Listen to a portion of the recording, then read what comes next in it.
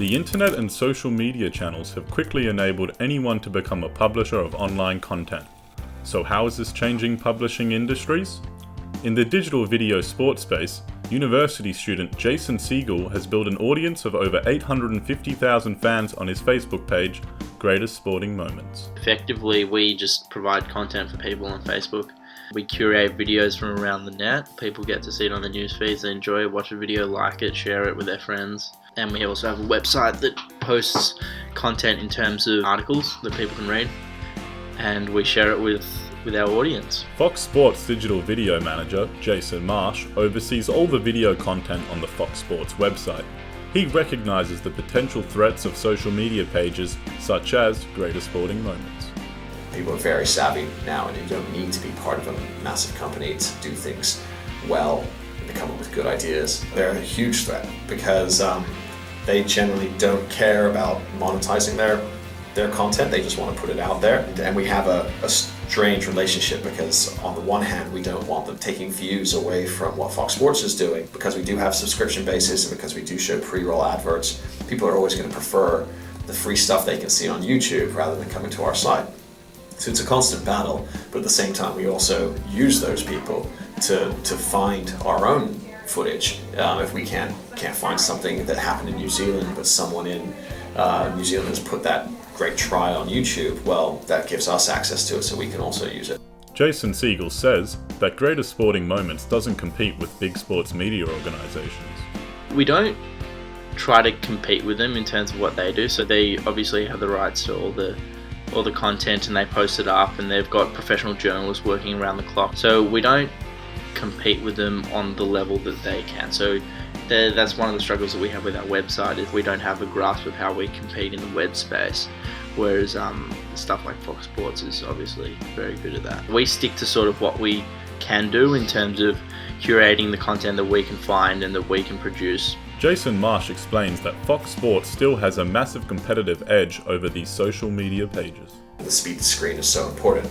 We have to use the fact that we're a big company with resources that can get that stuff up faster than your layman. If you record something off your TV and you want to put it up on YouTube, well, we've already got it recorded. So if we can get it up before you put it up, at least then we'll be the first place to get seen. And we want to be known as bringing stuff to the consumer. We don't want to be known as in a fight with the consumer. Marsh also notes that the digital publishing industry will inevitably change. At some point, the landscape will change. It's constantly evolving, and because it's so new, it's not very well regulated or policed. So, for example, when we see someone that's putting stuff up that we own the rights to, and they're putting up illegally, we'll try and get them taken down, but then they'll just pop up somewhere else. YouTube, it's very hard to actually get them to fight these cases. The time it takes and the effort it takes to fight that battle is almost not worth it sometimes. You kind of just have to eventually let it happen to an extent until the technology advances enough that it's easier to stop it. Once the video recognition software advances, and then we can very quickly go, that's ours, and get it taken down almost instantly. Until that happens, we kind of are fighting a losing battle, I'd say. These issues are also relevant to Siegel as he explains a huge threat to Greatest Sporting Moments. Facebook's thinking of introducing a program which identifies copyrighted videos. So let's say something like Fox Sports, for example, has the rights to show the Rugby World Cup, and anyone who's posted a video from the Rugby World Cup, Facebook will get a notification that they've posted it up, and whether they want to advertise that that's their content and want to share their Facebook space, or they want the content removed. So that's another step that we have to be very wary of, because a lot of our content's curated from sources such as Fox Sports, and when that gets introduced, we might have to modify the content that we post to accommodate those big networks. It may not modify what we post, but perhaps maybe give them a shout out or X, Y, and Z to help them grow their audience, just like as we have.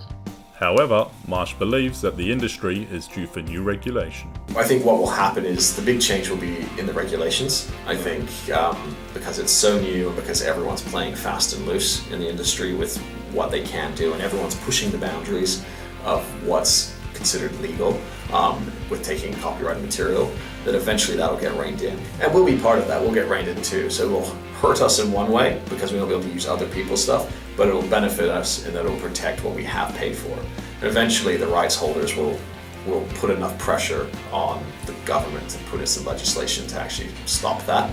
Right now it's a bit of a Wild West in the digital realm.